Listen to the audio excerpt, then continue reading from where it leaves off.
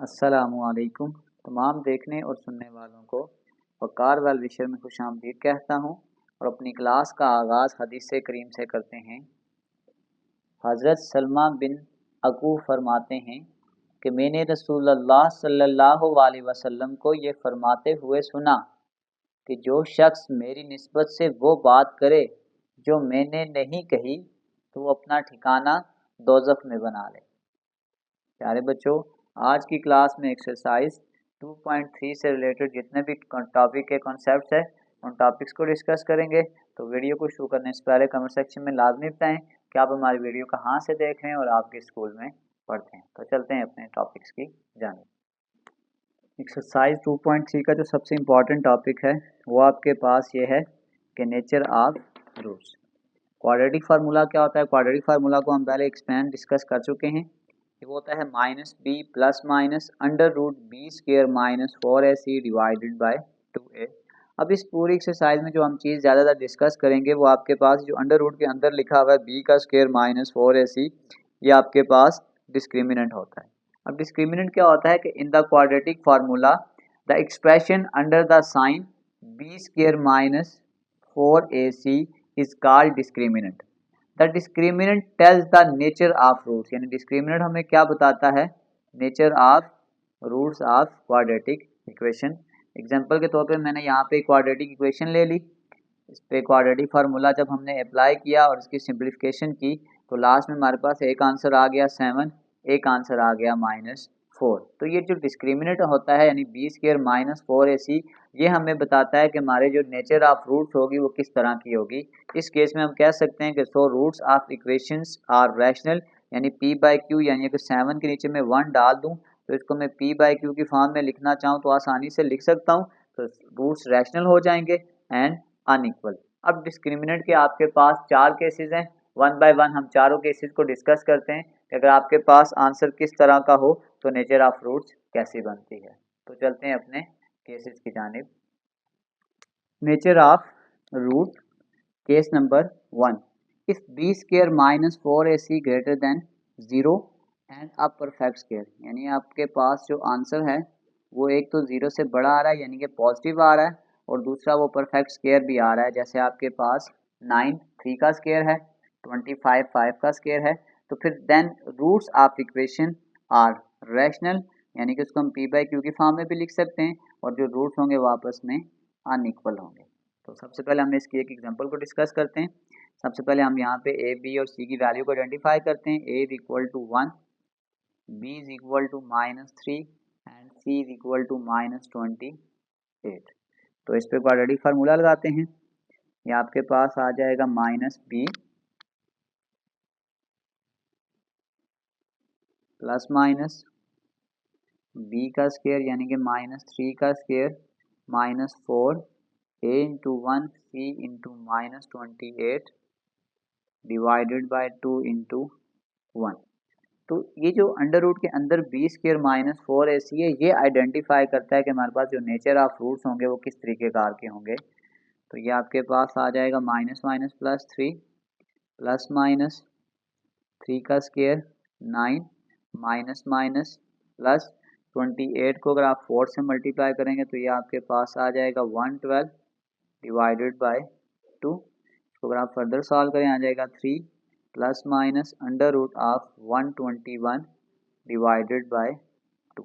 अब आपके पास हमने जो केस को डिस्कस किया था देखें तो अब आपके पास ये जो 121 है, एक तो ये 0 से बड़ा है, यानी हम यूँ कह सकते हैं कि जो डिस्क्रिमिनेंट है वो 0 से बड़ा भी है और साथ साथ वो परफेक्ट स्क्वायर भी है। तो फिर हमारे पास जो रूट्स होंगे एक तो रैशनल होंगे और एक अनइक्वल होंगे। तो अगर आप 121 को सॉल्व करेंगे तो ये आपके पास 11 का स्क्वायर होता है प्लस माइनस अंडर रूट 11 का स्क्वायर डिवाइडेड बाय 2। ये इसके साथ कैंसिल हो जाएगा, ये आ जाएगा 3 प्लस माइनस 11 डिवाइडेड बाय 2।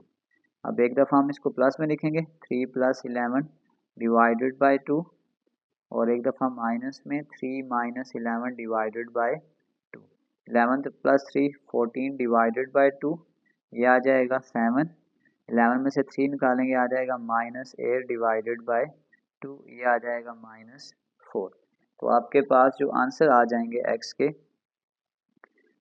यानी कि आपके पास आ जाएगा एक 7 और एक -4। अब देखें, आपने एक बात याद रखनी है कि 7 के नीचे हम 1 डाल दें तो इससे कोई फ़र्क नहीं बनता।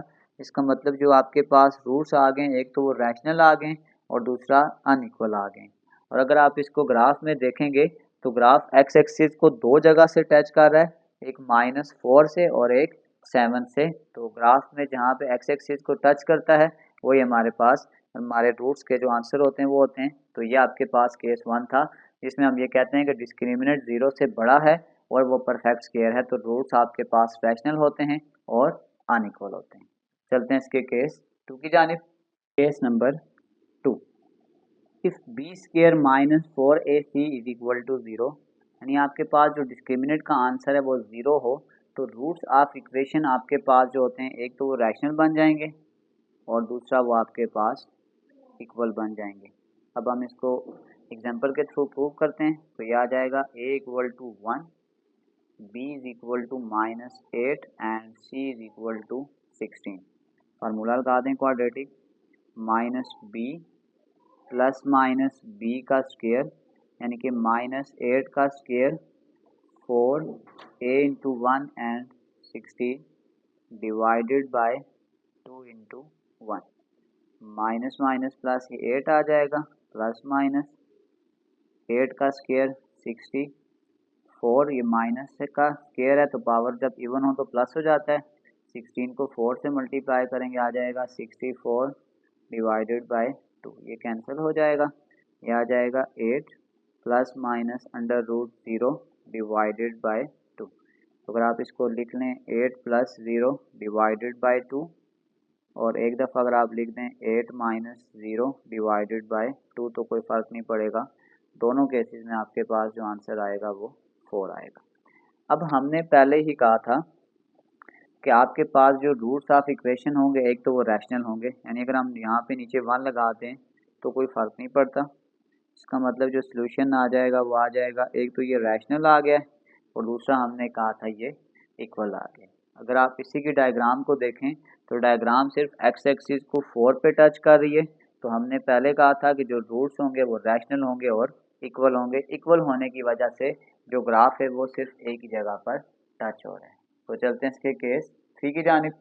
Case number 3, if b square -4ac less than 0, less than 0 से मुराद है कि वो जो वैल्यू होगी वो आपके पास नेगेटिव होगी, then the roots of equation is imaginary, यानी कि आपके पास जो रूट्स होंगे वो इन टर्म्स ऑफ आयोटा की फॉर्म में शिफ्ट हो जाएंगे। तो अगर आप इसको सॉल्व करेंगे तो ये आ जाएगा a equal to 3, b equal to -5 and c equal to 9। Formula लगा दें, -b प्लस माइनस b का square -4 a into c divided by 2a। तो ये आ जाएगा 5 प्लस माइनस 5 का स्क्वायर, ये आ जाएगा 25, -4 को 3 से मल्टीप्लाई करें, 12 मल्टीप्लाई 9, ये आ जाएगा 108 divided by 6। 5 plus minus under root, जब आप इसको सॉल्व करेंगे आ जाएगा -83 डिवाइडेड बाय 6, आ जाएगा 5 प्लस माइनस, इसको हम यूँ लिख सकते हैं -1 इंटू 83 डिवाइडेड बाय 6, यह आ जाएगा 5 प्लस माइनस, ये जो -1 होता है ये आपके पास आयोटा का स्क्वायर इंटू 83 डिवाइडेड बाय 6, ये इसके साथ कैंसिल हो जाएगा। ये आ जाएगा 5 plus minus under root 83 iota divided by 6। अब आपके पास जो रूट से हमने पहले ही कहा था कि अगर आपके पास आंसर लेस देन 0 यानी डिस्क्रिमिनेंट का जो आंसर है वो आपके पास नेगेटिव आ जाए, तो आप ये देख सकते हैं कि जो अंडर रूट के अंदर आंसर था वो आपके पास -83 है, तो फिर जो रूट्स होंगे वो आपके पास इमेजिनरी होंगे। और अगर आप इसके ग्राफ को देखें तो ग्राफ पे किसी भी जगह आपके पास जो आंसर है वो एक्स एक्सिस को टच नहीं कर रहा, तो ये चीज़ प्रूफ हो गया कि जो इसके रूट्स होते हैं वो आपके पास कॉम्प्लेक्स यानी इमेजनरी फॉर्म में चले जाते हैं। तो चलते हैं केस नंबर 4 की जानिब। Case number 4, if b square -4ac greater than 0, यानी कि जो आंसर होगा वो पॉजिटिव होगा and not a perfect square, then the roots of equation are irrational, यानी उसको हम p बाई क्यू की फॉर्म में नहीं लिख सकते और अनइक्वल रूट्स होंगे। कंडीशन याद रख लें, नॉट अ परफेक्ट स्क्वायर। जैसे आपके पास 10 आ जाए, 20 आ जाए, तो then the roots of equation are irrational, और जो रूट्स होंगे वो इर्रेशनल होंगे और अनइक्वल होंगे। अब हमारे पास एक एग्जांपल है, इसको डिस्कस करते हैं। a is equal to 3, b is equal to -6, c is equal to 2। Formula लगा दें, -b यानी कि -6 plus minus under root of -6 का स्क्वायर -4, a की जगह 3, c की जगह 2 डिवाइडेड बाय 2a यानी कि 3। माइनस माइनस प्लस, ये आ जाएगा 6 प्लस माइनस अंडर रूट 6 का स्क्वायर 36, माइनस स्क्वायर की वजह से प्लस हो जाएगा, 4 3 12, 12 को 2 से मल्टीप्लाई करेंगे आ जाएगा 24 डिवाइडेड बाय 6। तो ये आ जाएगा 6 plus minus under root of 36 और 24, बीच में माइनस है यहाँ पे, इन दोनों को अगर आप माइनस करेंगे तो ये आ जाएगा 12 डिवाइडेड बाय 6, आ जाएगा 6 plus minus 4 multiply 3 divided by 6, ये आ जाएगा 6 प्लस माइनस 4 को रूट से बाहर निकालेंगे आ जाएगा 2 अंडर रूट 3 डिवाइडेड बाय 6। तो अब आपके पास ये जो अंडर रूट वाली टर्म्स होती है ये, तो इसको हम नहीं लिख सकते in terms of p by q की फॉर्म में। तो हमने यही चीज़ प्रूव की कि हमारे पास जो रूट्स होंगे एक तो वो इर्रेशनल होंगे और दूसरा अनइक्वल होंगे। और अगर आप इसकी डायग्राम को देखें तो ये एक्स एक्सिस को दो जगह से टच कर रहा है, तो ये प्रूफ हो गया कि जो इसके रूट्स होंगे वो अनइक्वल नहीं होंगे। इसी के साथ हमारी जो नेचर ऑफ रूट्स के चारों केसेस थे, हमने इनको चारों केसेस को डिस्कस कर लिया है। अगर आप मेरे नोट्स को विजिट करना चाहते हैं तो कमेंट सेक्शन में इसके लिंक डाल दूंगा, आप आसानी से उसको विजिट कर सकते हैं। आखिर में एक छोटा सा मैसेज अपने देखने और सुनने वालों के लिए। तो आखिर में कुछ लाइंस अपने बाप, अपने भाई और तमाम मर्दों के लिए। मर्द के दुख बड़े बेजुबान होते हैं, वो ना तो माँ के गले लगाकर रो सकता है और ना ही बेसाख्ता अपने बाप को गले लगा सकता है। अंदर से ख़त्म हो रहा होगा लेकिन दोस्तों में घुल मिल जाएगा।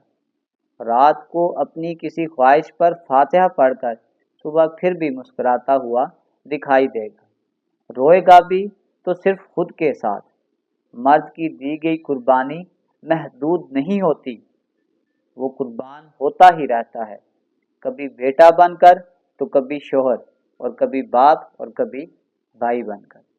प्यारे बच्चों, अपना बहुत सारा ख्याल रखें, मिलते हैं अगली वीडियो में, तब तक के लिए अल्लाह।